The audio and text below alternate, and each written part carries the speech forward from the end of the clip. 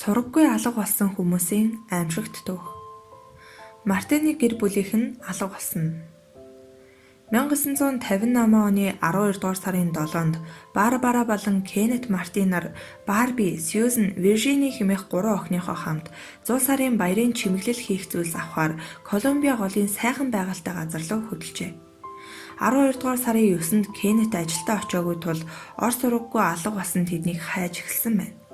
Гэвч Мартиныхан яг хаашаа очсон тодорхойгүй байсан ба тэднийг харсан хүмүүсийн мэдүүлэг хоорондоо зөрж байсан гэдэг.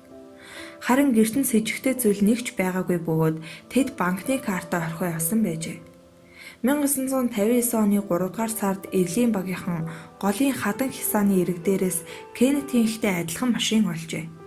Улмаар 1959 оны 5 дугаар сарын 1-нд Колумб голын эргээс нэгэн төхөөрөмжийн тоноглол гэмээр зүйл олсон бөгөөд түүнийг устгаж чадаагүй юм. 2 хоногийн дараа машин байсан газраас 100 км-ийн зайд Сьюзны цогцос олдсон бол Виржинигийн цогцос эгчээсээ 50 км-ийн хол зайд байжээ. Цагдаагийнхан тус төхөөрөмж Мартины машиныг санаандгүй шүргснээс болж октын цогцос усны гадаргуу дээр хөвөн гарч ирсэн гэж үзжээ. Гэвч нисдэг тэрэг ашиглаад ч машины болон гэр бүлийн бусад гишүүдийг олж чадаагүй юм. Тухайн үед нэг шумбагч золтой жив шахснаас хойш Эрлийн ажлыг бүр мөсөн зогсоосон гэдэг. Барбара, Кеннет болон Барби нарын цогцос болон машин хизэж олдоогүй ба тэдний хувь заяа хэрхэн эргэснийг бурхан л мэдэх байх. Мартиныхан машинтайгаа толгодоос онхолдсон уу? Эсвэл Кеннет харанхууд аюул ослыг анзаараагүй юу гэдгийг хинч хизээч олж мэдэж чадахгүй нь харамсалтай. Грэншир Тейлор 1980 оны 11-р сарын 29-ний өдөр Канадын Дункан хотод амьдардаг 32 настай Грэншир Тейлор эцэг эхтэй захидал бичээд сууж байв. Захидалтаа тэрээр салах ёс хийсэн утгатай зүйлс бичсэн бөгөөд гэрээ орхио зүудэнд нь үзэгдсэн хар гаргийн хөлөг онгоцонд сууж 42 сарын турш сансраар аялна гэсэн байв. Мөн тэрээр өөрийн бүх эд хөрөнгөө тэдэнд үлдээж байна гэж бичжээ. Захианыхаа ард тэр нэгэн хачирхалтай газрын зургийг бас зурсан байна. Гэрчүүдийн мэдээлснээр Грэншир Тейлор хамгийн сүүлд ойролцоо хоолны газарт явж байгаа харагдсан аж. Тэрээр сураггүй алга болохоос өмнө өөрийн дуртай сансрын хөлгөө бодит хэмжээтэй бүтээж үргэлж тэрэндээ унтдаг байжээ. Маш ухаалаг хэдий ч ичимхий, этгээд зантай энэ залуу ягаан өнгийн ачааны машин ундаг байж. Мөн Тейлор гарын дүүтэй юу л бол юуг засах чадвараараа алдартай байв. 1986 оны 3 дугаар сард Тейлорын гэрийн хажууханд байдаг Провис дуулын орчинд дэлбэрэлт үүсч хүний арга яс олджээ. Тейлор модны хожуул дэлбэлэх зорилгоор ачааныхаа машинд динамит авч явдаг байсан бөгөөд цагдаа нар олдсон ясыг түүний хэмээн дүгнсэн юм. Гэхдээ цагдаа нарын энэ таамагт Тейлорын дотны найзууд итгэдэггүй. Тэр орой чухам юуны тулд гэрээсээ гарсан нь одоо хүртэл нууц хэвээрээ байсаар байна. Дейл Динвиди 1992 оны 9-р сарын 24-нд 23 настай Дейл Динвиди Колумбиа дахь Уильямс Брайс цэнгэлдэх хүрээлэнд болсон U2 хамтлагийн тоглолтыг үзэхээр явжээ. Тоглолт дууссаны дараа тэрээр найзуудынхаа хамт Five Points бааранд орсон гин. Шөнийн 1 цагийн орчимд найз нар нь түүнийг байхгүй байгааг анзаарчээ.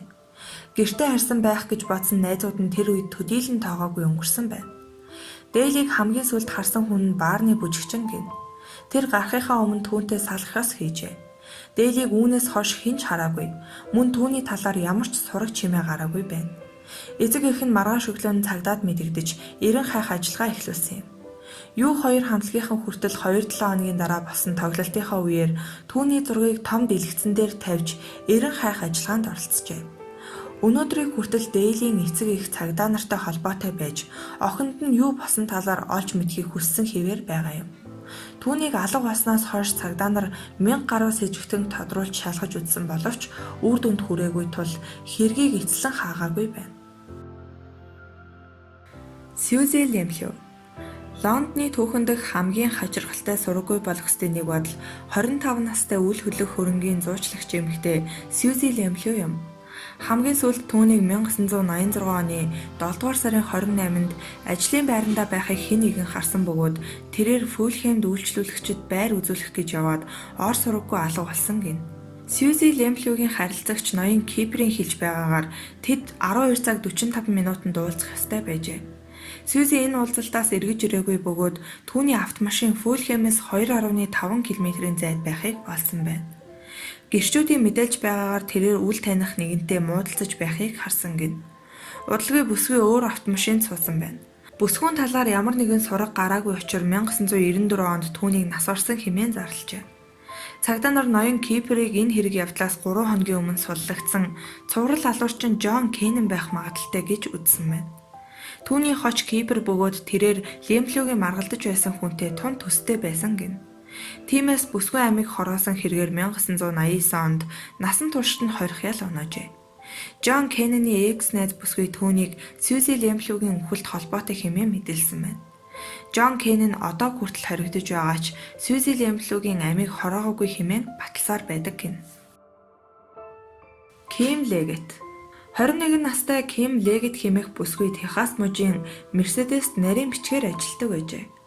1984 оны 10 дугаар сарын 9-ний 16 цаг 30 минутын үед Легетийг хоёр танихгүй залуутай автомашины зогсоол дээр ярьж байхыг нэг хүн харсан байна. Үүнээс хойш 15 минутын дараа Легетийн хойд эцэгт түүнийг барьцаасан гэсэн зурвас иржээ. Мэдээж илгээгчийн дугаарыг нууцсан байж. Эхэндээ тэрээр үүнийг тоглоом гэж бодсон ч охиноо ажлын байран дээр байхгүй байгааг нь мэдсэн аж. Легетийн машин төрөвч зэрэг хувийн хэрэгсэл нь байрандаа байсан ч тэрээр сураггүй алга болжээ. Бүсгүйг барьцаасан хүмүүс $250,000 нэгсэн захидлыг эцэг их нь хүлээж авсан бөгөөд захидлыг нь Легет өөрөө бичсэн байжээ. Легетийн хойд эцэг нь нисгэгч байсан гин. Тэрээр Мексик руу хууль бус ачаад хэвлэхээс татгалцсан учраас ийхүү түүний охиныг барьцаасан гэх яриач бий. Легет нэг настай хүү болон нөхөртэй бөгөөд түүний нөхрийг энэ хэрэгт бас шижилжээ.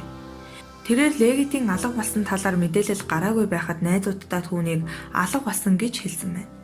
Легеттэй ярилцаж байсан хоёр залууг олж чадаагүй бөгөөд барьцаалагчид Легетийн гэр бүлтэй дахин холбогдоогүй аж.